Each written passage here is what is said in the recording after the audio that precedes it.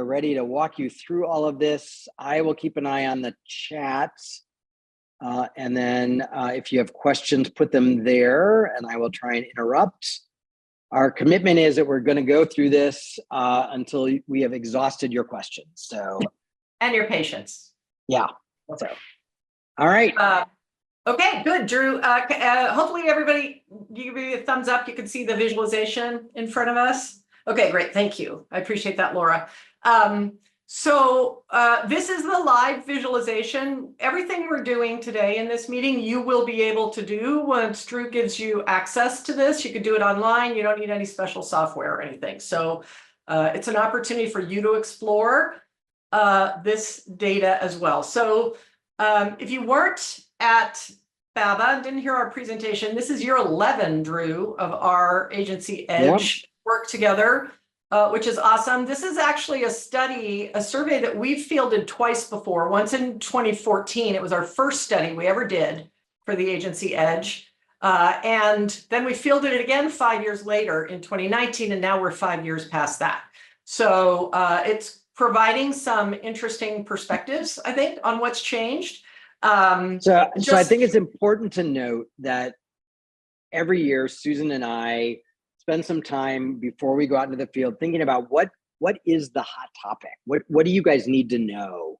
And clearly after 23, that for many of you was like the most abysmal new business year ever. Many of you didn't land one client, that you really needed to know what clients were thinking about in terms of finding agencies, hiring agencies, and keeping their agencies. So when we figured that out, then we decided that it was our opportunity to revisit a study we had done before. We did add a few other questions to sort of see not only what everyone was thinking about new business, but what had changed. And so that's what you're seeing. And so 2024 and 2019, it was pretty much the exact same study. But in this year, we did add a few questions, but for the most part, we asked a lot of the same questions, and we saw some huge shifts in what clients were thinking and how they were behaving and what they believed. And so really lots of good ahas out of this study that show us the evolution of how clients are thinking about biz dev and hiring agencies. Yeah. And one thing we didn't make many changes to, I think we added 1 or 2 attitudes, but the set of attitudes that define the segments in both 2014 and 2019 were used in this study too. But again, that's a mathematical calculation because we wanted to see if they changed. If the landscape was looking different. So we're going to talk to you about that. We have 400 respondents in this study. Please keep in mind that we target these studies at sort of the target audience size for typical small to mid-size agencies like those in AMI. So everybody in here has an annual revenue below $500,000 and a budget below 20 million. And many of them can be smaller than that as well. But that's sort of your folks. We had agency clients participating from around the country for this study, as we always do. And the 400 respondents mean that we have less than 5 percentage points margin of error at a 95% confidence level. So as my sister Sarah, who is a PhD in statistics, would say, we've tasted enough of the soup to know what's in the whole pot. This is good, reliable data. So when you're thinking about your strategy as an agency and the clients you're dealing with, this is solid, reliable data for you to be working with. Right. We're going to start with the segmentation first, because that's going to give us a lens of through which to look at everything else. So if you haven't been through this with us before, know that the segmentation that we do in the Agency Edge study is a little different from what you will see elsewhere. It is an attitudinal segmentation. It's built based on respondent ratings of over 40 attitudinal statements that are written specifically for each of these studies. Everybody has to rate it from I disagree completely to I agree completely, or something in between. And those ratings, and only those ratings, go into the analysis for understanding segments. They're coded so that even the analyst does not know what the statements are. And it's a purely mathematical exercise to learn what groups of people in this audience are clumping together and why, and how big those groups are and how many there are. So that happens not with our bias involved. It's really just an analysis. So again, the value of that is what everybody wants. You walk into a networking meeting, you go to a trade show, you go to a conference, and you wonder, these people all look the same, their companies look the same, the marketing directors are about the same age, or they have the same background. What makes them different, and what's going to make them tick? What's going to get their attention? And so this is really about sort of what are their core beliefs about the topic, so that you can begin to start by asking different questions, by listening for clues, you can begin to suss out sort of where their attitudes are about different aspects of whatever the topic is, in this case, finding and hiring an agency. And so you're going to see in some cases there are some truths about some of these segments in terms of their age or other things. But for the most part, these are people who look and sound the same until you dig it a little deeper. And then you go, oh, there are some significant differences. Here's how I begin to learn what those differences are. For sure. And even if you're beyond speaking to a specific prospect and understanding where they are, this can help you get your content right, your language right for the prospects that you do want when you're putting out stuff to generate ideal prospects. So let's look at the segments we found this year. So we found 3 segments, both in 2014 and 2019, but they're different in 2024. You can see them here. The begrudging buyers are the largest. We're going to share with you a ton of information, both about how these folks think about agencies and their organization and marketing, and also the kinds of things they're doing, priorities they have, challenges, all of that kind of stuff. But we're going to take you through this landscape first from a mindset standpoint and talk about what describes these folks and how they differ from what we have seen in the past 10 years. So I think it's important to note that when we did it in 2014 and 2019, the exact 3 segments showed up. They were in different percentages in 2019 than they were in 2014, but the buyer personas, if you will, really didn't change very much over those 5 years. All 3 of them went away, and we have 3 new ones in 2024, noting that there are some similarities between the old ones and the new ones, but this is a pretty significant shift. Yeah, so if you have been with us a while, you may remember segments looking for love or playing the field or single and satisfied. Those were from the earlier iterations of this study over the last 10 years. So these groups are different. Let's look at the attitudes defining each of the segments. So what you see on the left are the attitudes that define a segment, which means that for the people in that segment, these attitudes are linked together, whether they realize them or not. The more they agree with one, the more they agree with the others. And that makes the people in this segment unique compared to the other folks. Okay, what you see on the right here is the scale we gave people for their ratings. And these bubbles show the average rating on each of those. But keep in mind, segments aren't about how much people agree with these statements. It's that they're connected. So you're seeing a complex mindset in play, not just an opinion about one thing. So agency advocates, we've seen folks similar to this before. They're very pro-agency. They really credit agencies with providing a tremendous amount of value and expertise, and they want long-term partnerships with their agencies. So as you look down this list, I won't read all of them because you'll be able to have this, but look at, it's important to develop a long-term relationship with an agency. That's 5.4 out of 6, very high. Critical partner for business success. Generating new ideas. They like folks that have an expertise in a wide range of marketing approaches and that offer a wide variety of services. We're going to talk more about this later, but they like us for generating new ideas, understanding trends, marketing execution, marketing strategies, unbiased opinions. These are the clients, when we ask you, describe the ideal client, it's these people. These are people who value agencies. They want you at the strategy table. They think you're the source of great ideas, and they want to have a long-term relationship with their agency partners. So on first blush, this is the group that everybody falls in love with and wants. And there are some pros and cons to working with this group for sure. But if you're hearing this and you're going, yes, yes, yes, yes, you're not out, you're not alone. These are the ones that everybody's like, we all want to be loved and liked. And this is the segment of buyers that loves their agency. For sure. And uses them deeply. Okay. Yep. Let's compare that group to segment 2, the largest group in the study, begrudging buyers. All right, look at these attitudes. Outside marketing help costs more than it should. Agencies with many employees have the best talent. We have time to do our own marketing, but not the expertise. Hiring a marketing agency is a necessary evil. Marketing is too maybe we don't love these guys as much, but there are some reasons, as you will see later in the study, to love them. Yep. Marketing is too complex for organizations like theirs to do without the help of professionals. It's important to change agencies periodically, even if they're doing a good job.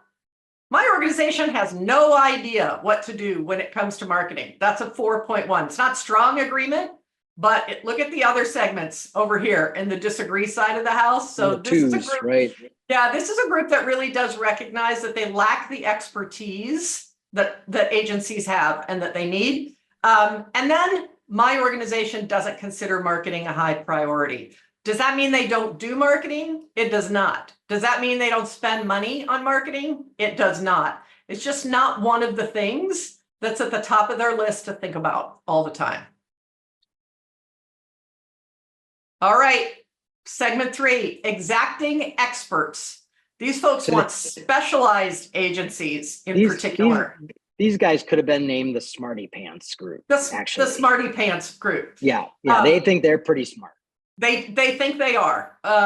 Agencies we work with should consistently approach us with new ideas and recommendations without us having to ask for them. And this is one of the new attitudes we added, Drew, after we did last year's Agency Edge about how to keep your existing clients. And we had so many of those clients saying, we have more money in the budget. I can be flexible if we find something we want to do, but nobody ever asked me. Nobody ever approaches me with ideas. This is a group highly motivated by those. Agencies we work with should follow our guidance. We understand the best marketing tactics for our needs. The best agency for us needs to specialize in a particular aspect of marketing. Small agencies are more focused on their clients' needs. My organization understands today's environment well.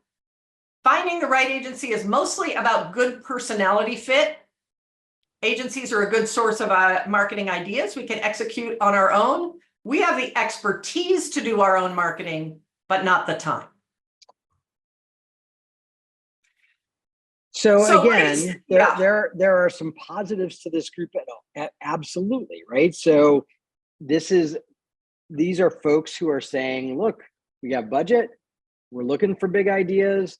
We know a lot about marketing, but we recognize and value partners. And so, first of all, one of the things I love about this study is this is not just about prospects. You should be thinking about clients that are already on your roster, and you already are recognizing, oh, Bob feels a bit like an, begrudging buyer. Mary feels a little more like an agency advocate.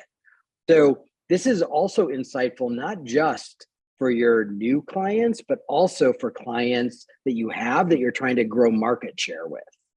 Mm-hmm, for sure. I think the most important thing I want everybody to take away from this first section is understanding that this is the landscape out there. Right. For the kinds of organizations that AMI agencies and other small to mid-size agencies are looking for. It doesn't mean you have to decide to go after all of them. It doesn't mean that you have all of them in these proportions, but it's really important to understand these differences in terms of how they think about agencies and their own marketing capabilities as you sort of look at all of the rest of the data that we are going to find. So there are also, I think the other thing to point out is, again, because the statistical validity of this study, this represents the buying population out there. So you could look at these and go, I don't want to work with any of these people. There's nobody left. Like, now some people are probably a blend of some of them. and have more of one or the other. But this is what the statistics tell us are the three prevailing sort of conglomeration of attitudes of people who are hiring agencies today. So these are the choices, kids, that we get. They love you, they think you're a necessary evil, or something in between. But there was actually a lot of good, actually a lot of good news that came out of this. Yep. More so than we have had in the past. Sometimes when we do this study, we have to give you a lot of bad news about how they think about us or feel about us, but there was actually a lot of uptick in good things, which we'll get to. Which we're going to share, yep. Yeah. So there are some attitudes that in the analysis don't end up grouping with others to be defining for a segment. And those are the non-defining attitudes you're looking at right now. A lot of the times it's because there's a real commonality among all the segments. So I don't expect my agency to know everything, but I do expect they'll know where to find the best answers. So right? Everybody thinks that, right? Everybody thinks that. We keep up to date on new marketing tactics and approaches. One of the things we're seeing this year is that clients feel like they are doing a better job of understanding the marketing environment now, whether that's true or not. I don't know, but they certainly think they will. The best marketing agencies can handle any marketing tactic in-house. Look at this, you guys. This is pretty strong agreement. There's an expectation there that regardless of whether you have a niche or you're generalized, you should be able to handle anything tactically from your client standpoint. We need and again, what that may mean and what it has to mean for most of you is that you have strategic partners, that you can manage the work being done, not necessarily that your agency of 12 can do it all. Yeah. We need the perspective of outside experts to determine our marketing needs. Everybody agrees with this, even the exacting experts. They just agree with it a little less, but everybody appreciates that expertise. The main value of an agency is to do marketing activities our staff does not have time to do. A lot of commonality with respect to that perspective. It's best to engage an agency only when you have a specific marketing activity in mind. Agreement on that, a little less so on the advocates. Remember, they're the 24/7, all up in my business sort of agency partners. My organization would be lost without outside marketing help. Not surprisingly, the experts less likely to say that's true. And I'd never trust an agency more than I trust my own marketing ideas. Begrudging buyers are most likely to say that they would never trust an agency more than their own ideas. Agency advocates are least likely. And we have some more information on trust that's going to parse that out a little bit more. Yeah. All right. Any questions come in? I don't see anything in the chat about I questions. don't see anything yet. Nope. All right. Let's keep rolling then. Let's look at who these people are. So lots of different management levels in here, but 60% of these folks are owners or CEOs. So these are senior level folks in the client organization. Age ranges.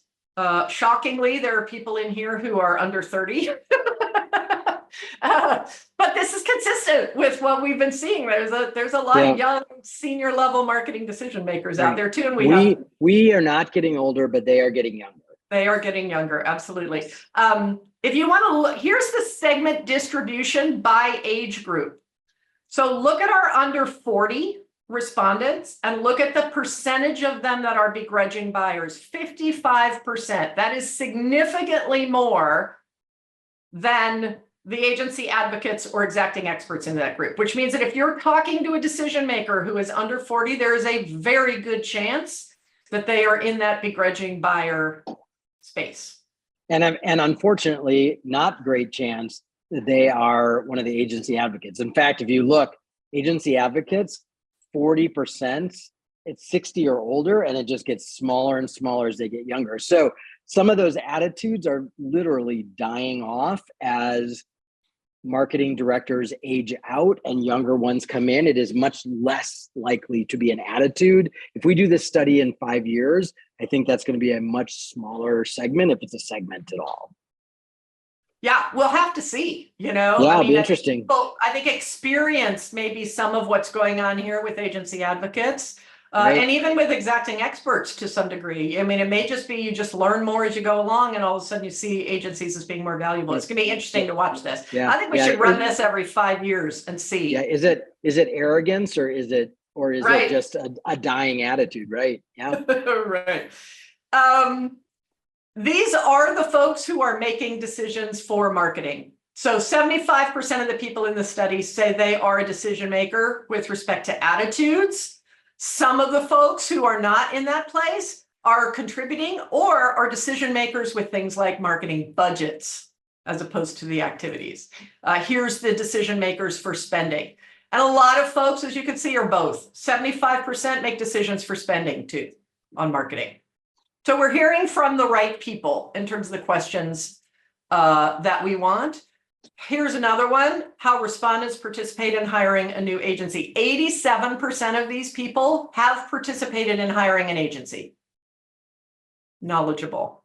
Okay, let's take a quick look at their organizations. So who are their customers? This is a choose all that apply question. So as you can see, we have a lot that are B2C and or B2B. We've got some nonprofits in here, corporations, some B Corps, etc. Revenue is across the board, as you might expect. We've got a sizable percentage of $10 million or less in revenue, but we've got folks who have quite a bit of revenue. Revenue does not differ between the segments in terms of its distribution. Okay, so you cannot tell what a client is going to be based on the revenue that their organization is generating. But marketing budget is a little different. We'll show you that when we get there. Yep, marketing is budget is different. So 34%, about a third, say their budget's under 250K, but almost a third say it's at least $1 million. So there are folks all over the place. And when you look at this by segment, this view selector here, we built for you guys so that you can explore this data across a whole bunch of different characteristics. So we were looking at it, here it is by segment.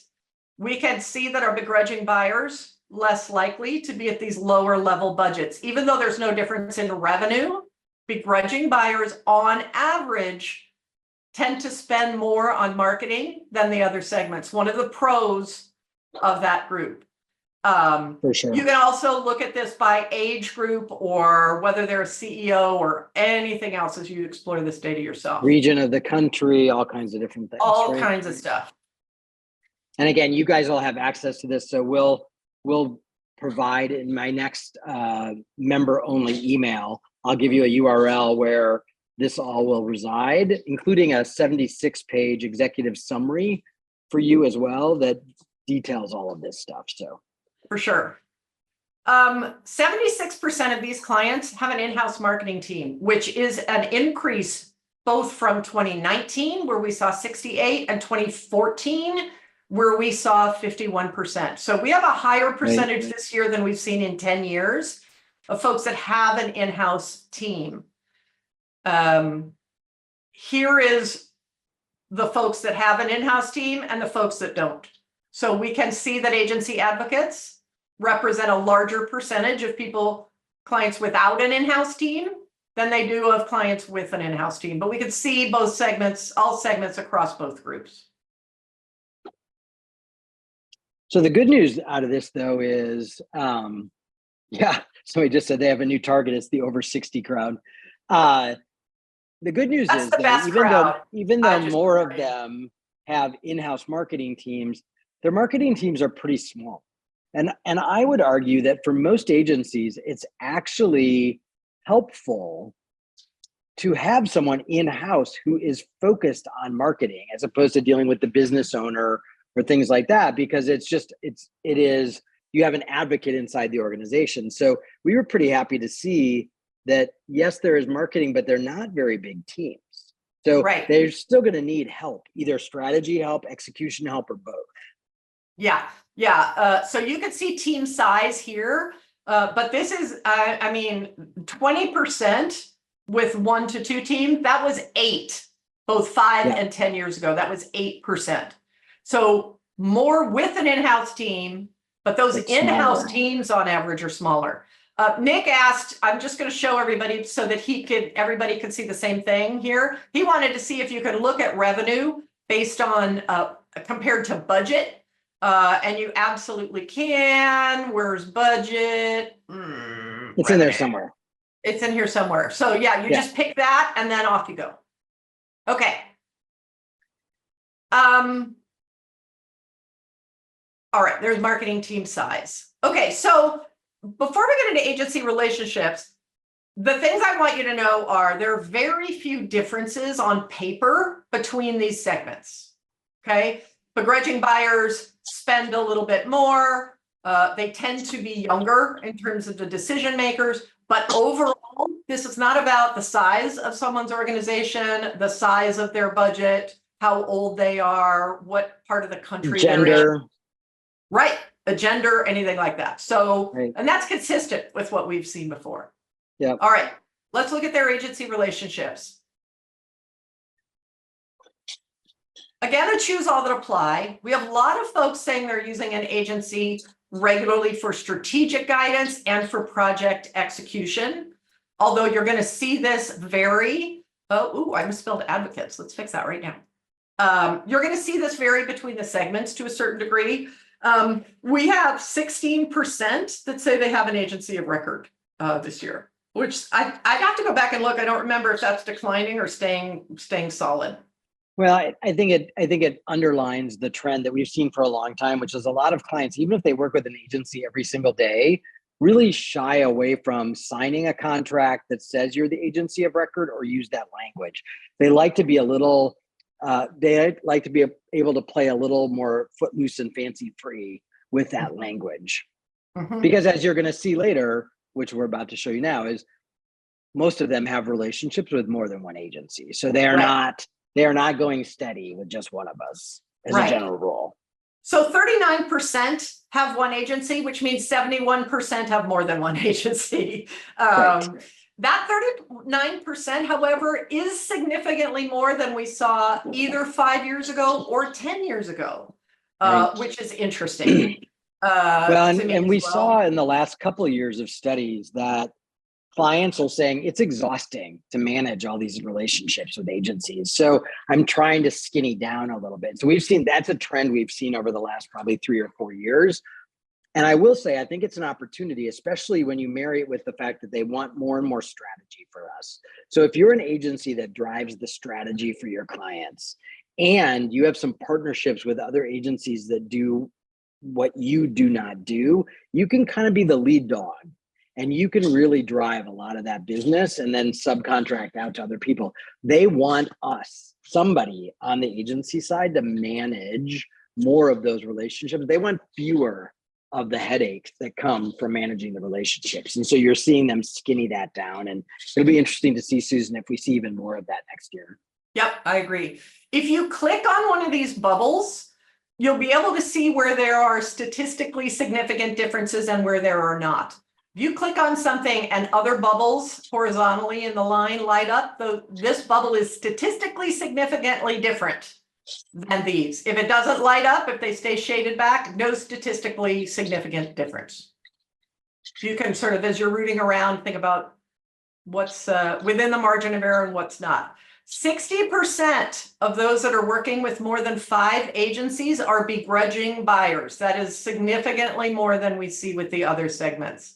So again, one more thing we know about the begrudging buyers, they tend to work with more agencies. And we also know from their attitudes that they tend to churn agencies most often. Right. So that sucks when you're on the churn side, but it's good if you're looking for opportunities with clients because these folks are in the market a lot more than anybody else is. And again, remember that this is the group that doesn't prioritize marketing. And so they are less likely to be as invested in the relationship as the other two segments. So it's easier for them to change us out more often or project by project based on our area of expertise or specialty than it is the other two groups. One of the things we did this year that we have not done before is ask people what they think about the right number of agencies for their organization. 63, almost 2/3 of the respondents said their thinking about this has changed in the past few years. And the begrudging buyers are most likely to say that that is the case. And then we asked them how it's changed, if in fact it has. And look at this. 68% of those who have had a change think that it's best to work with a smaller number of agencies than they used to feel was optimal. So that change we've seen down to sort of smaller, the increase in only having one is maybe the tip of the iceberg with respect to the fact that overall, over the last few years, people are thinking that it's better to work with fewer agencies. Right. So again, it just underscores that trend that we've been seeing for the last several years. Yeah, this is how it looks by segment. And the reason I'm going to show you this is that 35% of begrudging buyers say they're thinking of change in the last few years and that they need more. So they already have more and they also think they need more. One of the characteristics. Greedy. Well, they're just, I have more and I want more. They got bigger budget and they're more transactional. I was going to say a lot of it is transactional and that it is execution, right? Right. This is, what are your organization's plans for 2024 regarding your number of agencies? 57% say they're going to work with the same amount that they had in the past, but look at this, 28% planning to actually bring more agencies on board this year than they used to have. So it's a good market for agencies again. Let's talk about building trust with clients, Drew. We know from a lot of the research how important this is, and I'm sure all of us experience that on a day-to-day basis. We asked, what makes you more likely to trust a marketing agency? We've got a lot of things on the list that people cited. It was a choose all that apply. The top one here is 46%, but look at what they are. The people who work on my account are knowledgeable and experienced. They show proof that they can deliver the results we want. Shares helpful advice and resources before being hired. They really understand our industry. There's that push for thought leadership and niching that, again, you are of value to them before they give you a dime. Yeah. So as you go through this list, you're going to see a combination of things that are about agency experience. They're about agencies being able to prove their results. Here's proof that it solved the same problems we struggle with for other clients, or are built on relationships, values alignment conversation to understand if we're a good fit. They understand us. The leadership wants to engage with me and build a good business relationship, et cetera, et cetera. So go down the list and make sure you're delivering on all of that stuff. Begrudging buyers, least likely to say any of the things at the top, build trust in an agency for them. They are simply less likely to trust an agency under any circumstances. It's not that they don't, but again, remember that necessary evil situation. But also remember too, that because we are more transactional to them, they don't require the same level of trust. They need to trust that we're good at what we do, but they don't have to have the depth of relationship that you would if you're sitting at a strategy table together and you're talking about sort of business problems and KPIs that are going to help you keep your job or not. And so yeah, they're showing you their P&L to help them figure stuff out. Yeah. The other thing you should notice is look what's down at the bottom of the list. The agency services cost less than other marketing agencies. That is not a trust builder. Being cheaper than your competitors is not a trust builder. And in fact, I think we've seen in past studies, if we are too inexpensive, it actually deteriorates trust, because if we were good, we would be more expensive. So be careful that you're not trying to be the Walmart of agencies. You're either not good or you're desperate. Right. Okay. Niche or generalist, Drew, we've been talking about this. I think you told me that there are even people who have specifically asked you to stop talking about it with them. Yes. In Too bad. terms of Not good you and enough. I both beat this drum. So we have seen some interesting things. In the last few years, we've seen studies that have this sort of weird mix of, I want a specialist, and I want an agency that can do anything. So we wanted to dig a little bit more into this conversation about niche and specialist and sort of see where it's landing. We asked respondents this year what they think is the right mix of agencies for their organizations. And we described specialists and generalists. You can see in the question down in the bottom how we describe them. The majority of respondents, 45%, the plurality, want all or mostly specialist agencies. Only 30% say all or mostly generalists is what they want. So there's a mix in here for people, but if you had to pick one, you're gonna have more opportunities if you can be seen as a specialist. That's just all there is to it. Right.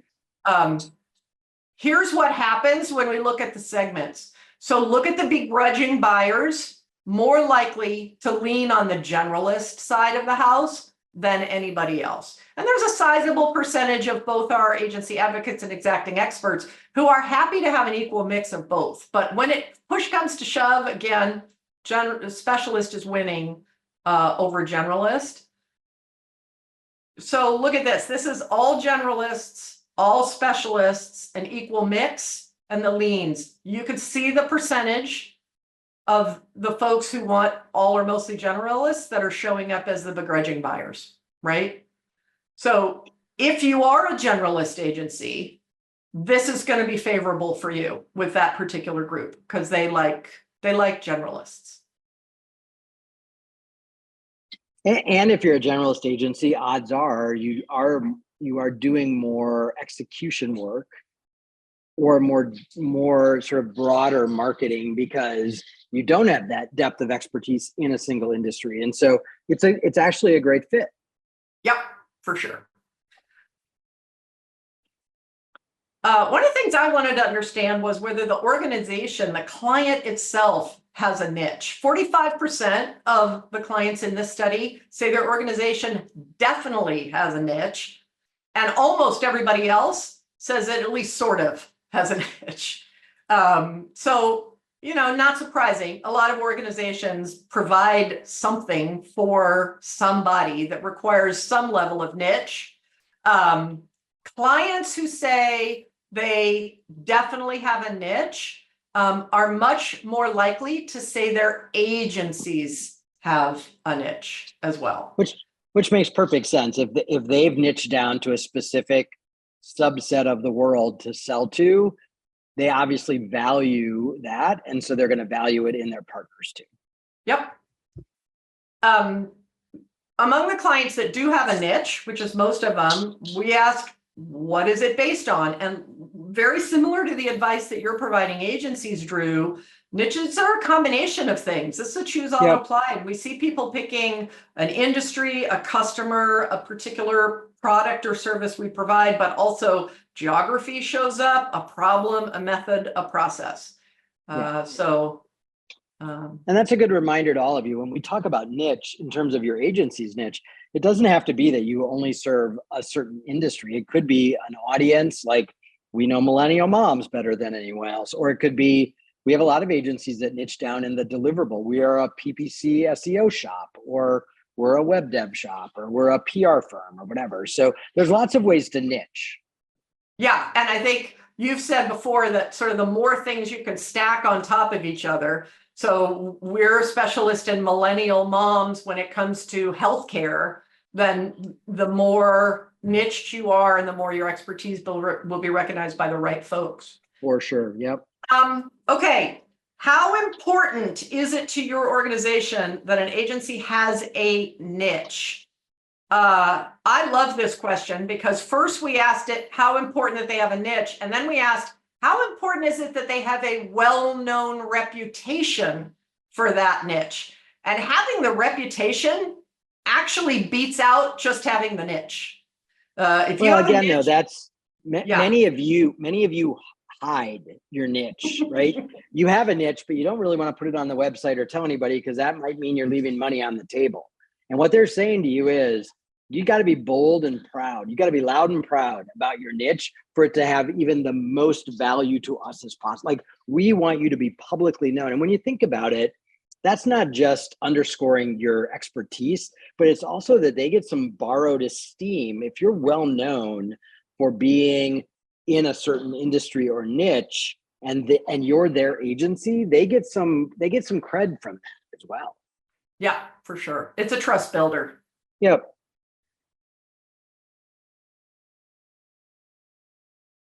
And this is true of everybody, guys. Look. Yeah, all three of our segments. Yeah, 97% of our respondents say having a niche gives an agency an advantage to at least some degree in being hired. That's including the begrudging buyers. It does not hurt, and it can significantly help. Yeah, wow is right, Laura. Those are big numbers. Yeah. So I think we have a definitive answer now. Can you be a generalist? You can. But there are advantages to going through the trouble to define a niche and get a reputation for it. Okay. How are folks finding agencies?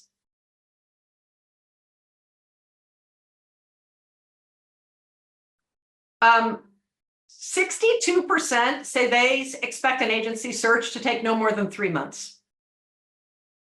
Which, by the way, is great news because last year they were taking 18 months. Right. So the fact that they're wanting to sort of truncate that and get from looking for an agency to hiring an agency in a shorter period of time is an indication of what we've been seeing in the market. So as we're talking to all of you, many of you came out of the gate of 24 landing clients faster than you did in all of 23. And that trend is continuing as we approach the halfway mark of the year. And the good news is they're feeling that too. Yeah, and this data supports that, Drew. A majority of the respondents say that their approach to finding and evaluating prospective agencies has changed just in the last few years. Yeah. And we got open-ended responses about what's changed. Here's some examples. We've learned more about marketing and know better what to ask and look for. We're looking for bigger agencies that can handle more volume. We narrow the field to 3 to 4 and then do a deep dive with each. From the exacting experts. So lots of different reasons, but there definitely has been a shift in how most clients are thinking about assessing and identifying prospective agencies. So that should be a buying signal for you. If you keep having the same conversation over and over and over again, they may be fishing for ideas as opposed to actually being ready to hire an agency. That's interesting. So what would they typically do to identify prospective agencies to consider? If they're in the market for an agency, how do they sort of do that first cut of who they'd like to look at? And you can see a lot of things on here. Research online cited by 53, recommendations from colleagues. Here's folks reviewing direct outreach. We're going to talk about agency outreach in a minute. Trade shows and conferences. Yes, RFIs are still around. 19% saying they're hiring a search consultant in this group. So again, and you guys know this because you're giving your clients this advice every day, you got to be findable. If they can't find you online, you are going to have a tough time. And this is, again, where the niche or the expertise really helps. It's, if you do a search for marketing agency or marketing agency in Seattle or marketing agency in some other way, it's hard to be at the top of that list. But if it's a marketing, automotive marketing agency, that's a much smaller list to be at the top of. Yeah. And reputation is definitely going to be driving recommendations and word of mouth about you. And that's, twice the level that we see compared to like researching winners at award shows. So keep stuff in perspective for sure. Yeah. When did you hire your most recent agency at your current organization? Within the last 3 years for 73% of respondents. And how did they hear first of the agency that they eventually hired? Referral is number one at about a third of respondents, 31%. searched online for agencies that met our requirements, saw their work and asked about who had done it. Social media posts, direct outreach, research, etc. Lots of reasons to find an agency the first time. So we wanted to do a little digging into agency outreach this year. 68% of these clients receive direct outreach from agencies at least a few times a month. And look at the numbers for a few times a week. So people are seeing outreach for sure. The interesting thing is clients don't mind agencies reaching out to them. When we ask what their preference is in terms of them going out and finding agencies themselves or having agencies reach out to them, a lot of folks said both. We like both. Right. And 75% said agency outreach is part of their preference. But I think we're learning a lot about what that should look like to be effective. Which, by the way, is not often how it is. There are things that they would like more that we are not doing as much of, and vice versa. Some things we're doing too much of. Yeah. So this is the kind of outreach they're experiencing, right? So here's email at 48% said they're getting email, in-person visits, phone calls, all this kind of stuff. Here's what they want. So email remains fairly consistent. In-person visits remains fairly consistent, but there are some things that they get more than they want and want more than they get. I'm sorry, I just can't imagine somebody just dropping into somebody's office like you're a Fuller Brush man. Apparently it is true. When you look at what people are getting, it's relatively shocking what kind of outreach is going. But look at this. Here is on the left, they experience it more than they get it, than they prefer it, meaning it's overutilized. And on the right is they like it more than they get it, which means it's underutilized. Look at what is underutilized. The invitation to have a meal, coffee or happy hour, links or digital files with materials about the agency, and an invitation to meet at an event the agency will be attending. Compare that one right here at the 3 points advantage to preference to invitation to an event the agency is hosting. 10 points, I get it more than I want it.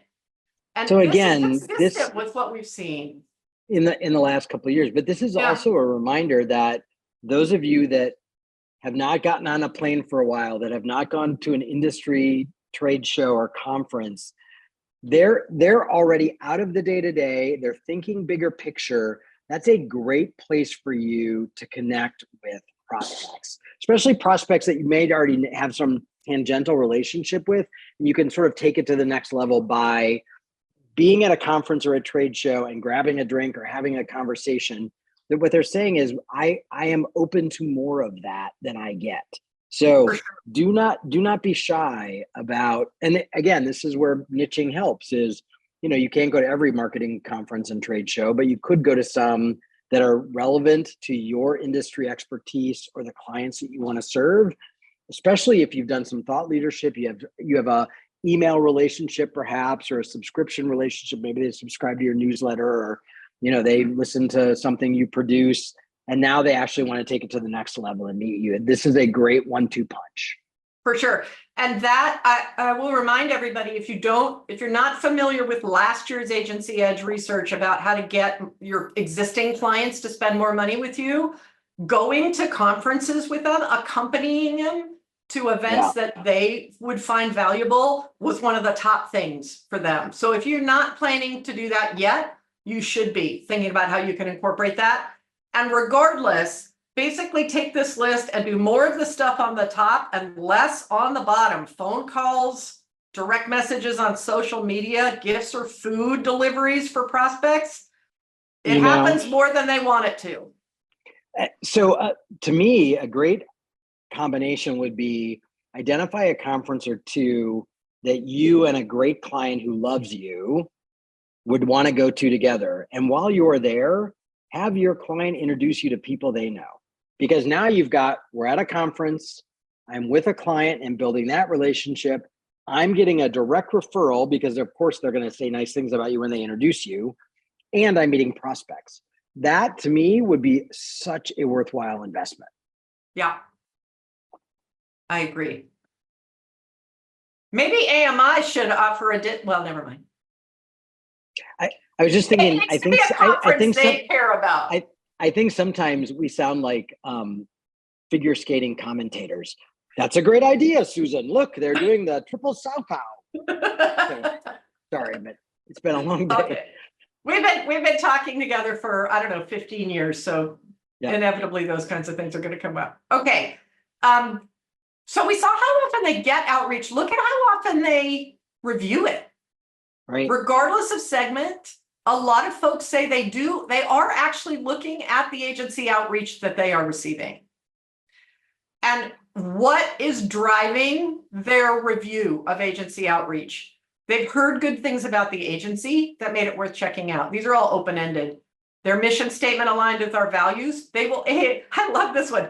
They were able to state their specialization without difficulty or complexity. Something that many of us struggle with. I do not think that can be overstated. The fact that we can clearly define the value proposition we offer and talk about what we do and why we are better at it than other people. What is our area of specialty? What do we know more about, or how do we add additional value on top over everybody else? We have to find a clear and simple and memorable way to have those conversations. And what's the benefit of that specialty for the client? Take it from someone who used to say, I do quantitative attitudinal audience segmentation research. It's not super compelling. It's also hard to say. It is. You got good at it though. You don't have to do it very much anymore. This is telling. So when we ask how often they have heard of the agencies that are reaching out to them, it's nearly always. So again, remember back to you have an area of expertise and you are known for it. Just tie that fact from earlier to this fact, which is, if I'm going to pay attention, I have heard of these people before. So again, being findable and being known for something is critical for us in terms of catching their attention.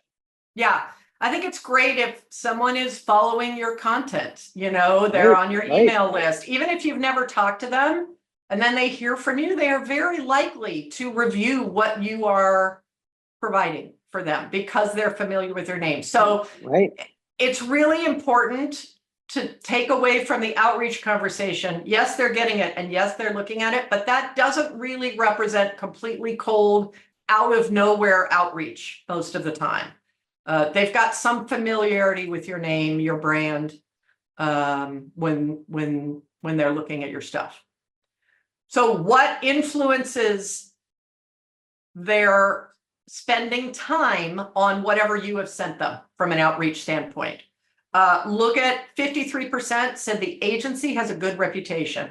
And that is particularly true. Right. Particularly true for agency advocates. But for both those and exacting experts in particular, it's a majority that say how would they know? Right? They need to be able to know. Recognizing the name, knowing someone who's worked with the agency. People have shared helpful information and content on social media. Again, thought leadership, having a point of view, being an expert, these are all things that sort of grease the skids for us to get to a conversation and ultimately a relationship with clients. Yep. By the way, when it comes to content on social media, people at the agency sharing content versus the agency sharing it off of your business page or whatever, clients actually prefer that it comes from an identifiable person. Yeah. So again, a reminder for you and your team to have a strategy of how, when the agency publishes content, how do individuals share it on their social channels? 49% of folks will say they'll have a conversation at least some of the time with agencies that are reaching out to them. Begrudging buyers are more likely to do so most of the time. Why? Because they're always on the lookout for new agencies because of their churn situation. Right. And those conversations probably aren't very deep. It's not about expertise or those kinds of things in a lot of the cases. Why would you actually schedule a conversation with an agency after reviewing their outlook? What spurs that? Look at this. Agency seems to have something unique to say. The information shared in the direct outreach was relevant and helpful. And the person who reached out to me had done their homework to learn about my organization. I liked the tone. These 4 things align perfectly with what we know about B2B thought leadership followers. They want something new. They want something helpful. And they want it from somebody that they like and trust. Yep. And seems like they could work with. So more so for agency advocates than anybody else, but everybody else is in the same boat as well. What makes you recognize a poor fit with an agency? Again, open-ended responses, showing a clear lack of understanding of our goals. Their online presence doesn't support their claims. And if an agency hasn't done their homework into my company, it's a huge ick. So just a reminder, because you are members of AMI, you will get all of these verbatim. So we just pulled a couple of them out, but you'll get all of these verbatims in the executive summary. So you're going to see the executive summary publicly on both the audience audit and AMI website. That's not for you. I'm going to email you the one that's for you, which is deeper and has more detail of stuff we held back from the public version. Yep. We asked respondents if they've ever hired an unfamiliar agency that reached out. 31% said they have. Begrudging buyers are more likely. And again, they're more about the execution, so that makes perfect sense, right? Yep. It's more transactional, so they don't have to have the depth of relationship or trust that the other 2 segments are going to have. When we asked how organizations know when it's time to hire a new agency, this is what they said. Again, to choose all that apply here. A major new opportunity, and then most of the rest of the things in the top here are disappointment with their current agency. How things are, what kind of return they're getting, what kind of expertise they're looking for, performance, disappointment with customer service. They're looking for a specialist. A lot of this stuff is driving the switch to new agencies. So Danielle and I do a trends report for the live peer groups. And one of the data points we talked about in that trend report, which is coming up in the solo casts of the podcast in May and June, is tied to this, which is clients are saying that from the time they first think that they're disappointed in our performance until they fire us is less than a month. So we're not getting a lot of time to fix when we are not meeting their expectations, which is terrible news if we're the existing relationship. It's great news if we're the prospective relationship. Yeah. And this stuff is really consistent, you guys, between segments in terms of the things that make them want to hire a new agency. So a good list for making sure you're keeping an eye on things with your existing clients as well.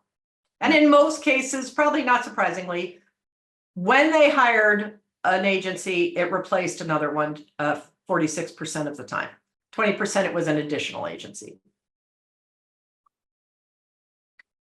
Who is choosing the agencies that get hired?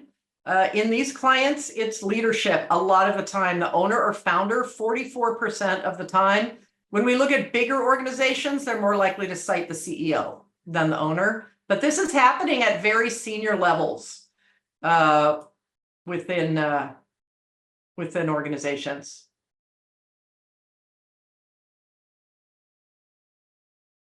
This is how they're assessing agencies. A virtual meeting, an in-person meeting at 47%, researching the reputation or proposals is high up here. Even some research into the personnel, only 18% have an established scorecard. So there's a lot of things on the list that they're using to determine whether you are going to be a right fit. Especially, you can see begrudging buyers don't care that much about, look at this, even reviewing proposals or the agency's reputation or in-person meetings, but a lot of these folks do care about that. We asked about the importance of face-to-face meetings during the decision process. 36% of clients said that they are essential, and 41% said they're very important. So that combined is 78% of clients that think that being in person with you, if they're considering whether to hire you, is really, really important. We did ask if a video meeting is an acceptable alternative. And to some clients it is. 33% say it definitely is. With everybody else, there's something lacking. So as Drew said, the more you can get face-to-face, the happier they're going to be. So, I know a lot of you are very budget conscious when it comes to prospecting, especially when you're at the top of the funnel. So, conferences, trade shows, finding ponds where a lot of your fish are swimming is a great way to sort of stretch the budget, but still have that face time. Do not discount. Many of you complain that your account service people will not get up away from their computer, that everything is by email or by Zoom or text, and that they don't actually have either their phone conversations or face-to-face meetings. Sometimes I think we suffer from that same disease. We need to get up away from our computer. We need to get on a plane, or we need to go to a local meeting or whatever it is. But FaceTime is valuable and should not be diminished. For sure. And especially if you have a niche, you have a much better chance of finding concentrations of clients and prospects at a particular show, whether it's a regional thing because you're geography specific, or an industry thing, or an approach thing like a SEO conference or something like that. You're more likely to be able to find concentrations than if you're a generalist. So we asked who they expect to meet face-to-face in those meetings. Half of them said the account team I'd be working with and senior agency leadership. Not as many said owner or the strategy team. So you kind of know who you need to bring. This also speaks to the whole idea of pitch teams versus going to a new business pitch or meeting with the team that they're actually going to work with. If you remember early on, one of the biggest indicators of trust was the person who's assigned to my account is knowledgeable. And so they want to meet that person during the process so that they can assess whether or not that person is knowledgeable, because they know that's going to be their day-to-day contact. And so be really careful about that sort of bait and switch. A lot of you will say, well, you know what, this is going to be this person's account, but they're not great presenting. So we're going to take the director of account service, or we're going to take somebody else. Be super careful about that tactic because they don't like it. Yeah, relationships matter. And if you look at this by segment, even the begrudging buyers want these folks in front of them. The big gap between segments comes with the strategy team, and the begrudging buyers are not particularly excited about meeting the strategy team. Right. Because they think they know how to do it. Right. Most respondents say 2 or 3 calls or meetings at least are typical during the decision process. So that's probably not a surprise to folks. Okay, this is AMI member only data as well. General public does not see this. What would make you hire an agency more quickly? So we get a list of things, plus they could fill in something else. And only 14% said nothing would make us hire an agency more quickly, which means that 86% indicated there's something that would. The top of the list, additional services offered at no or reduced cost. So we're not recommending all of these, by the way. Like that one's bad. Don't do that. Right. But look at what's second. The opportunity to have someone at the agency join us at a critical conference or other event. So if you're thinking about your biz dev, look at industry conferences that your client is attending and think about the opportunity to be with them if they're a client at something like that. Yeah. Capacity. I mean, that's a third of them that said that. Yeah, that's a third.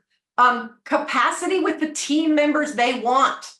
If you've got flexibility in terms of who they're assigned to from an account team, from a creative team or whatever, that is one of the things to hire more quickly. A fee discount, if we will hire within a certain time frame, not something we'd recommend all the time, but if you're desperate, that's something you can put into place occasionally. Concern that waiting will result in the agency booking up with other projects. And if you're well known and have a reputation, I guarantee this is something that they'll ask about. I get asked about this all the time because people just assume we've got a huge waiting list. So whether you do or not, having a great reputation heightens this expectation. Look at us. For sure. A quarter, the ability to pay our invoices by credit card. So, a quarter, so that would make them hire me more quickly. So many of you shy away from taking credit cards because of the processing fee. That's ridiculous. A, you get your money super fast, and B, you never have an accounts receivable problem, and C, it motivates them to hire you faster. Why? Yeah, because everybody wants the points. We made that change this year, and it's just been huge. Yeah. And prospects love it. So points are great. So you guys are the only ones who get to see that data. All right, let's talk briefly about RFPs and RFIs. We have a fair number of folks who have issued them in the past.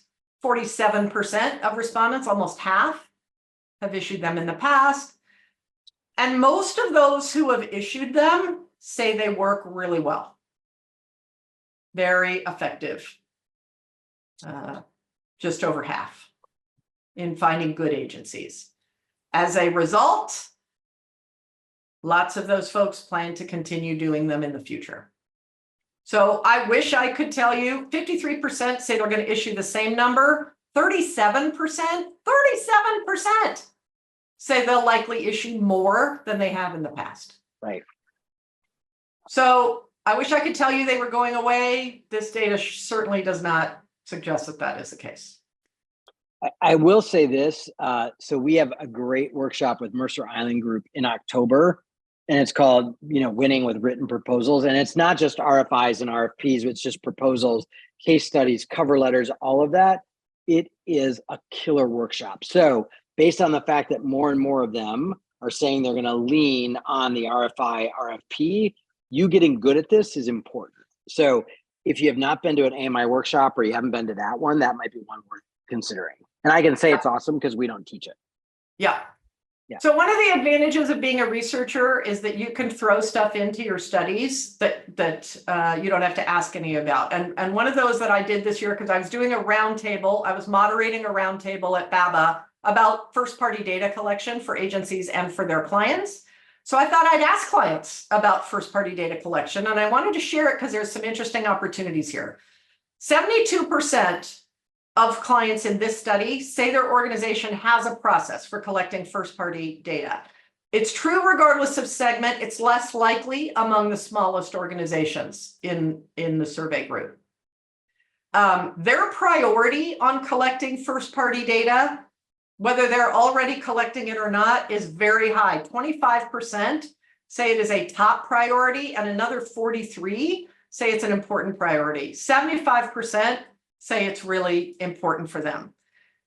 I asked whether their agencies had spoken to them about first-party data collection. 69% of them said they had, which means that 31% of them said their agencies had not, or they weren't sure. Right. And then have your agencies talked to you about ways they can support your first-party data collection? Only 67% said that had happened. I will tell you that aligns with what I saw in the roundtables. A lot of agencies say they're not doing this very well for themselves, but they're certainly not doing it very well for clients. And with the priority that organizations are putting on this. Yeah, such a big opportunity.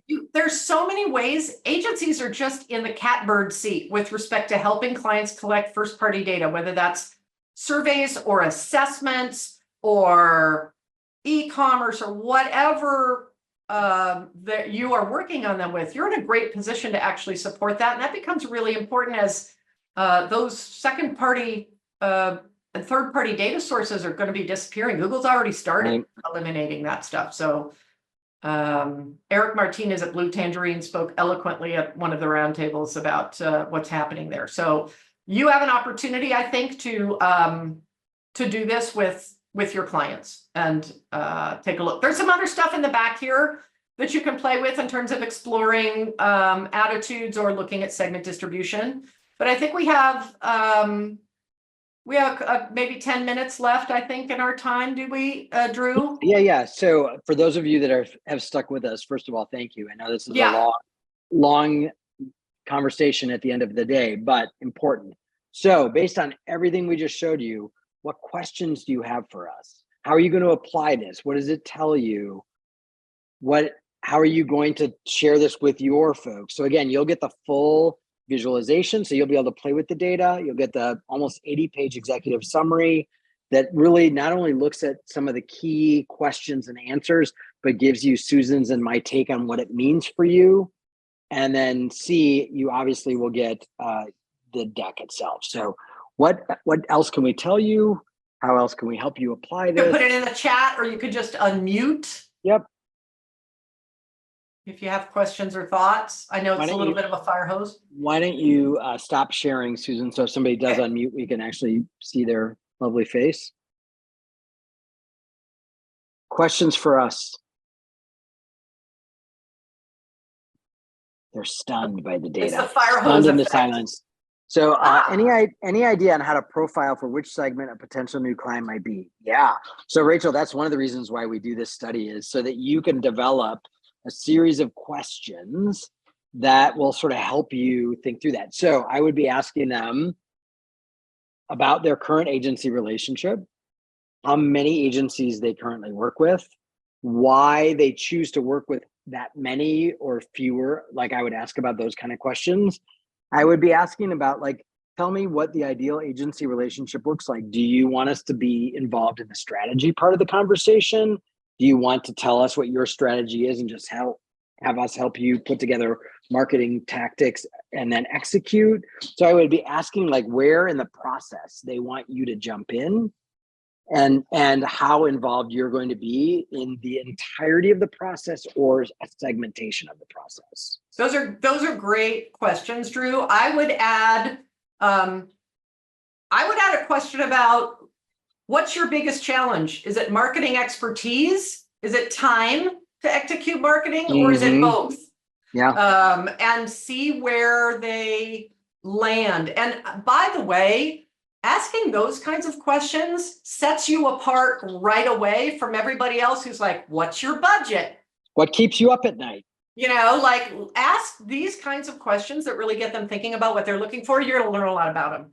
Yeah. So Devin asked the question regarding charging fees via getting paid basically by credit card. Do you recommend extending the 3% credit card fee? No. So here's the deal. Clients will not bat an eye at paying you $25,000, but when you charge them $10 for a FedEx, they have a cow. Figure out a way to bake it into your costs. Assume everybody's going to pay you by credit card and bake it into your costs. So no, I would not.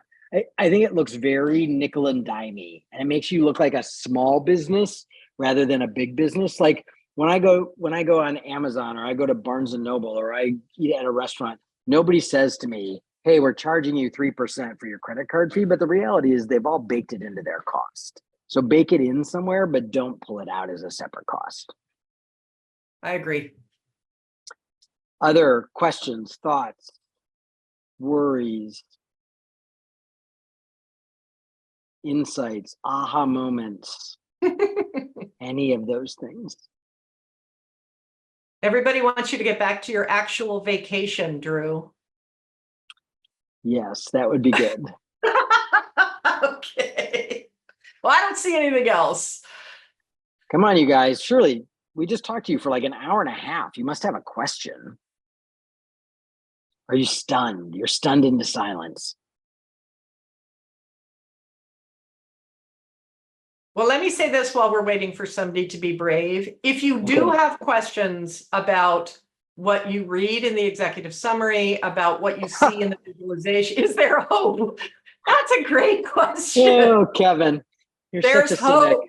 Yes, Actually, Kevin. actually, I think this study was much more hopeful than the last 2 or 3 years were, which Yeah. was really that they value our strategy. They see us as good thinking partners. They want fewer of us. So that's either good news or bad news. We've had a lot of agencies that have been part of a cadre of agencies serving a client.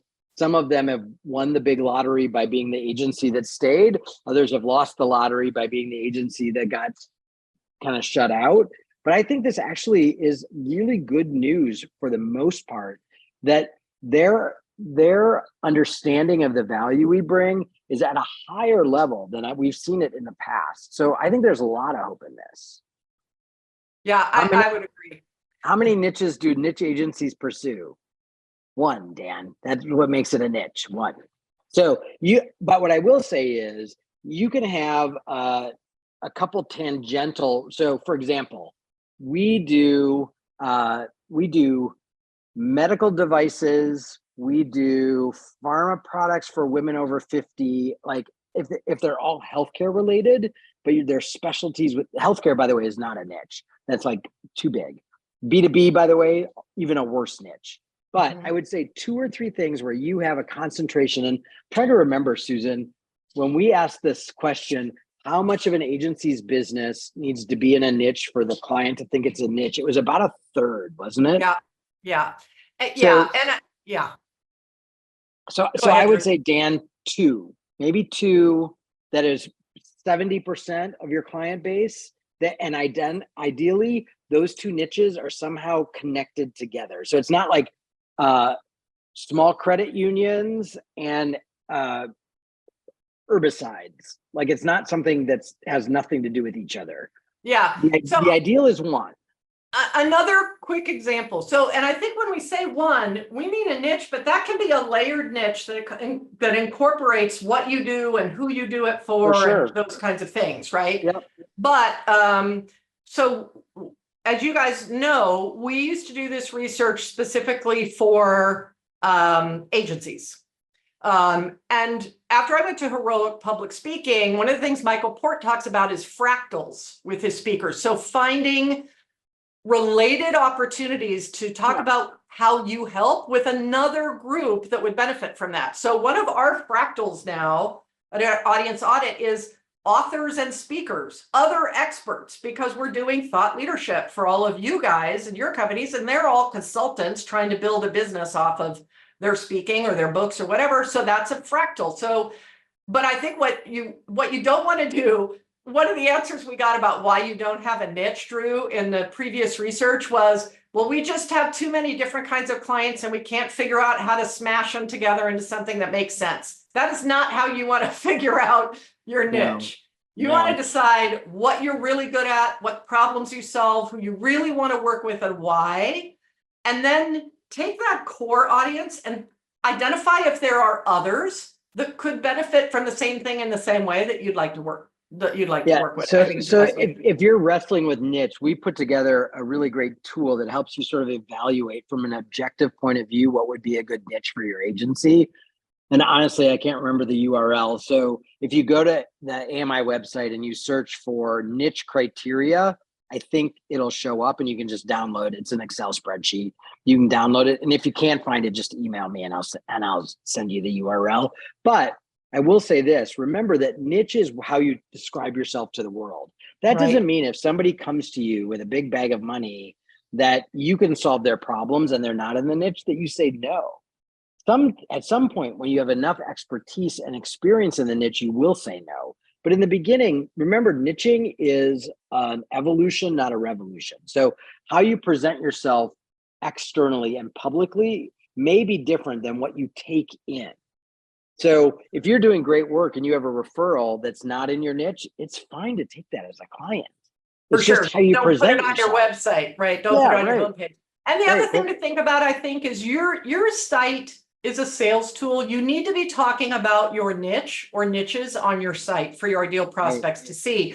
And quite honestly, if you say you're an expert in high-end manufacturing and also in people who operate retail coin-operated laundries, how does that reflect to both of those segments about where your expertise really lies. It seems very discordant. So I think you want to, if you really want to show up as an expert, it's hard to do that if you're listing 12 areas of expertise. Yeah, loud and proud. Yep. All right. Any last questions for us? And again, both Susan and I are accessible by email and all the other ways. And we're happy to, as you digest this and you play with the visualization, if you have questions about it, by all means, please reach out. We're happy to answer those questions. Sure. But last call, any last questions before we say goodbye to all of you? All right. I will, in a member-only email, send you a URL where you can get the visualization, the executive summary. We will include a deck that we used at the summit, so you can sort of see what we talked about there. Yep, you'll have all of that. So, so shout if we can be helpful. Otherwise, thanks so much for spending this much time with us this afternoon, and we will see you guys soon. Bye, everybody. Bye, everybody.